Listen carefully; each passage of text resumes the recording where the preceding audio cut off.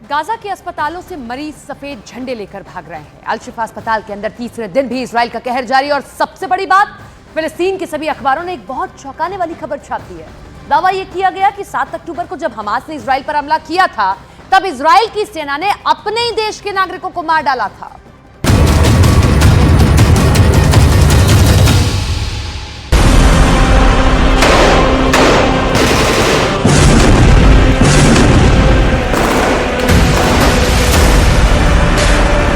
लगातार 3 दिनों से गाजा के अल शिफा अस्पताल के अंदर इजराइल डिफेंस फोर्स की कार्रवाई जारी है।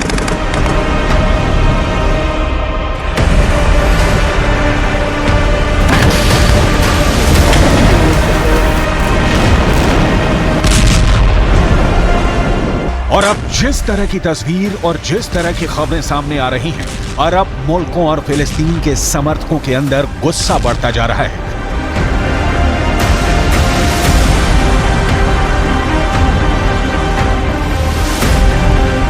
खासकर फिलिस्तीन के अखबार इजराइल डिफेंस फोर्स की ज्यादतियों के बारे में जिस तरह के दावे कर रहे हैं, उस पर यकीन करना बहुत मुश्किल नजर आता है।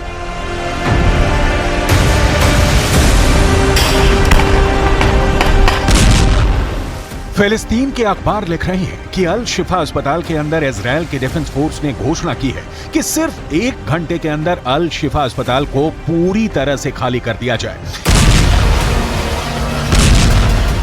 इस पर इजराइल डिफेंस फोर्स ने क्या कहा है, ये आपको आगे बताएंगे, लेकिन सबसे पहले अल शिफा अस्पताल की परिस्थितियों पर बात करेंगे।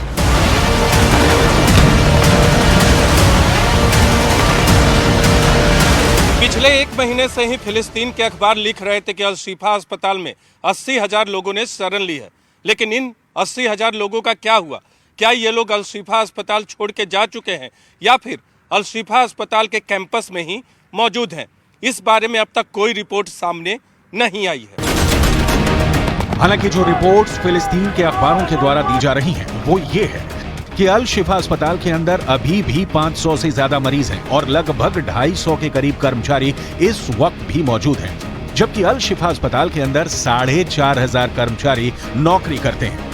इससे साफ पता चलता है कि अस्पताल लगभग खाली हो चुका है। लेकिन अब फिलिस्तीन के अखबारों में यह खबर छपी है कि जो मरीज अल शिफा अस्पताल के अंदर थे, वो सफेद झंडा लेकर अस्पताल से भाग रहे हैं। वो पैदल भागते हुए अस्पताल को छोड़ रहे हैं। फिलिस्तीन के अखबारों का दावा है कि इजराइल की आर्मी ने कई लोगों को बंधक भी बना लिया है। इसके अलावा जो लोग अस्पताल के बाहर नजर आ रहे हैं, उनकी तलाशी कपड़े उतार कर की जा रही है। अल शिफा अस्पताल के एक डॉक्टर ने दावा किया कि सिर्फ 1 घंटे के अंदर पूरे अस्पताल को खाली करने के लिए कहा गया है। दूसरी तरफ अल शिफा अस्पताल के निदेशक ये दावा कर रहे हैं कि इजराइल अल शिफा अस्पताल के बाहर जिसको देख रहा है, मार रहा है। इजराइल नरसंहार कर रहा है।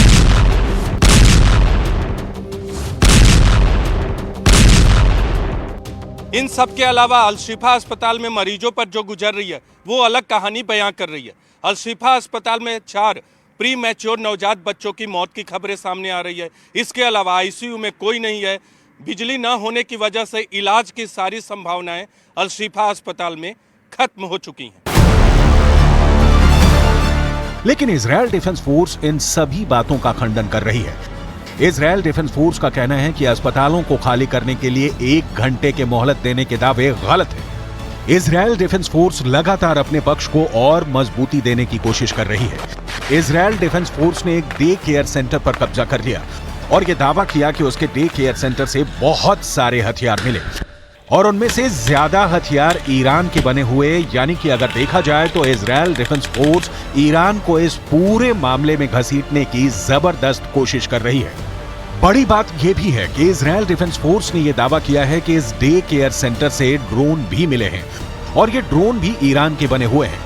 ईरान के ड्रोन ने यूक्रेन के युद्ध में भारी कोहराम मचाया था और यूक्रेन के अंदर जिस तरह से लोगों को घुटनों पर ला दिया था, ये पूरी दुनिया को पता है।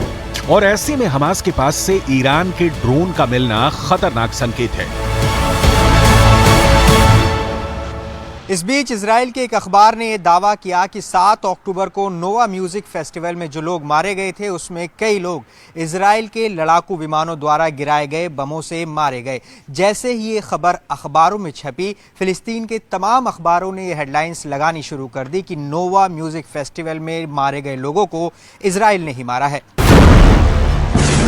हालांकि इसका पूरा सच क्या है आगे हम बताएंगे, लेकिन सबसे पहले यह जानना जरूरी है कि आखिर नोवा फेस्टिवल क्या था और इस नोवा फेस्टिवल में हुए आतंकी हमले ने इजराइल को कितना बड़ा घाव दिया है। दरअसल 7 अक्टूबर को जब इजराइल पर हमास ने आतंकवादी हमला किया था, उसी दिन गाजा की सीमा से थोड़ी दूर इजराइल के अंदर मशहूर नोवा फेस्टिवल चल रहा था। ये म्यूजिक फेस्टिवल इजराइल के अंदर हर साल बहुत धूमधाम से मनाया जाता है और इस फेस्टिवल में हजारों की संख्या में युवा शामिल होते हैं। इस नोवा फेस्टिवल में करीब 4000 लोग शामिल थे और जैसे ही आतंकवादियों ने हमला किया, फेस्टिवल में भगदड़ मच गई और लोग भागने लगे। इस बारे में इजराइल के एक अखबार में बहुत बड़ा और नया दावा किया है। आगे आपको बताएंगे कि ये दावा क्या है, लेकिन सबसे पहले ये जानना जरूरी है कि आखिर नोवा म्यूजिक फेस्टिवल में कैसे सबसे ज्यादा लोग मारे गए। 7 अक्टूबर को इजराइल पर हुए आतंकवादी हमले में इजराइल के 1200 से ज्यादा लोग मारे गए थे, लेकिन यहां पर नोट करने वाली बात यह है कि इनमें से 360 लोग नोवा म्यूजिक फेस्टिवल में मारे गए थे। यानी अगर देखा जाए तो आतंकवादी हमले में जितने लोग मारे गए उसके 1/4 लोग यानी 25% लोग सिर्फ नोवा म्यूजिक फेस्टिवल में ही मार दिए गए। यहां तक कि इसी नोवा म्यूजिक फेस्टिवल से 50 लोगों को बंधक भी बनाया गया, जिसमें लड़कियां भी शामिल थी। इस नोवा म्यूजिक फेस्टिवल की कई तस्वीरें भी मौजूद हैं, जैसे इस लड़की का नाम ओटेल बेन है, जिसकी उम्र 23 साल की थी और ये नोवा म्यूजिक फेस्टिवल में हमास के आतंकियों का शिकार हो गए। इसी तरह करीन जान ने 24 साल की थी और नोवा म्यूजिक फेस्टिवल में ही इनकी हत्या कर दी गई। नोवा म्यूजिक फेस्टिवल में डीजे 42 साल के मतान किडो की भी इसी फेस्टिवल में हत्या कर दी गई थी। शीरा आलोन और अमित लाहौक की उम्र करीब 23 साल थी। ये दोनों लड़कियां बचपन की दोस्त थी और ये नोवा म्यूजिक फेस्टिवल में आतंकियों के द्वारा मार दी गईं। अब ऐसे में बड़ा सवाल ये उठता है कि क्या हमास ने नोवा म्यूजिक फेस्टिवल पर हमले की कोई प्लानिंग की थी या ये महज संयोग था कि हमास के लड़ाकों को नोवा म्यूजिकल फेस्टिवल के रूप में आसान शिकार मिल गया था। इस पर इजराइल के अखबार ने बहुत बड़ा दावा किया है। इजराइल के अखबार का दावा है कि जब आतंकवादियों ने हमले के पहले दिन 7 अक्टूबर को ड्रोन से सर्विलांसिंग की थी तो उनको जानकारी मिली थी कि बॉर्डर के पास ही नोवा म्यूजिक फेस्टिवल चल रहा है और उसी दिन मौके पर ही ये प्लानिंग बनाई गई कि फेस्टिवल पर हमला किया जाएगा। और उसके बाद हमास ने अपने प्रशिक्षित पैराग्लाइडर्स हवा से जमीन पर उतारे, जिनके हाथों में बंदूकें थी और इन्होंने अपने अत्याधुनिक बंदूकों से सीधे जमीन पर फायर करके बड़ी संख्या में नोवा म्यूजिक फेस्टिवल में भाग लेने वाले लोगों को मारा था। इसी अखबार ने यह दावा किया है कि जब नोवा म्यूजिक फेस्टिवल पर हमास के आतंकवादी ने हमला किया, उस दौरान इजराइल डिफेंस फोर्स के लड़ाकू हेलीकॉप्टर भी आसमान में आ गए थे और उन्होंने आतंकवादियों पर हमला करने की कोशिश की थी। लेकिन इन हमलों में कई इजराइल के नागरिक भी गलती से मारे गए थे जो कि म्यूजिक फेस्टिवल में हिस्सा ले रहे थे। हमास के आतंकियों ने जो किया है उसका बदला इजराइल ने बहुत क्रूरता से लिया है। गाजा में इस वक्त जो कुछ भी हो रहा है, पूरी दुनिया में करोड़ों लोगों की रूह कांप गई है। दुश्मन को किस तरह और कितनी बुरी तरह से कुचला जा सकता है, इसका बेहतर खतरनाक उदाहरण इजराइल ने पेश किया है। अगर तस्वीर देखेंगे तो शायद आंखें फट जाए, क्योंकि गाजा पट्टी के अंदर इजराइल धीरे धीरे अपनी जड़ों को बहुत गहरा कर रहा है और इस खूनी गदर के बीच में सैकड़ों ऐसे लोग नजर आ रहे हैं जो मलबों के अंदर अपने परिवार के सदस्यों की लाशों को तलाश रहे हैं। تحس انه ناقص اشي من حياتك، انت عارف الوالد اساس الحياه، وهي حاليا قاعد ببحث عنه عشان انا ارتاح نفسيا، عشان انا اروح ادفنه بايدي، لانه لو ضل موجود هيك انا برتاحش، حتى كل ليله بصير احلم فيه، بصير معي كابوس। हमास और इजराइल की जंग लगभग 1 महीने से चल रही है और 1 महीने की जंग में रिपोर्ट ये आ रही है कि अब तक 3000 से ज्यादा लोग इमारतों के मलबे के अंदर दफन हैं। ये संख्या और ज्यादा भी हो सकती है। अभी हम आपको एक ऐसे व्यक्ति की तस्वीर दिखा रहे हैं जिसके परिवार के 10 लोगों की मौत इजराइल की एयर स्ट्राइक में हो गई है और परिवार का खुशकिस्मत सदस्य बाकी परिवार के सदस्यों की लाश को मलबे के अंदर से निकालने की कोशिश कर रहा है।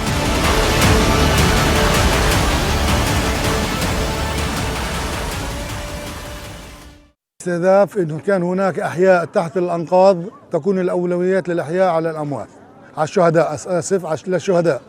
ولكن بعد الانتهاء من عمل استخراج الاحياء والمصابين من اماكن مستهدفه، يتم العمل على منظومه استخراج الشهداء الاقدم. जंग को 1 महीने से ज्यादा हो गए।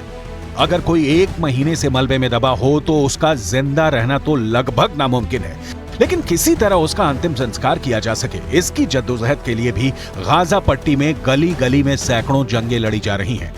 डंडे या लोहे की छड़ों से मलबों को हटाने की कोशिश की जा रही है, क्योंकि गाजा पट्टी के अंदर इन मलबों को हटाने के लिए ना कोई बुलडोजर है और ना कोई क्रेन।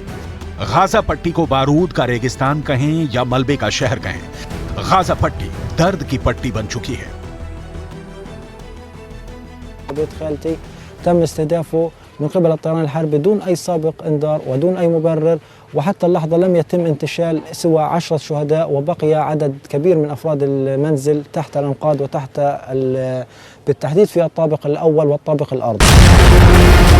दूसरी तरफ हमास जो इस तबाही का साझेदार है और जिसने इस तबाही की रूपरेखा को तैयार करने के लिए 7 अक्टूबर का आतंकवादी हमला किया था, वो बिल्कुल घुटने पर नजर आ रहा है।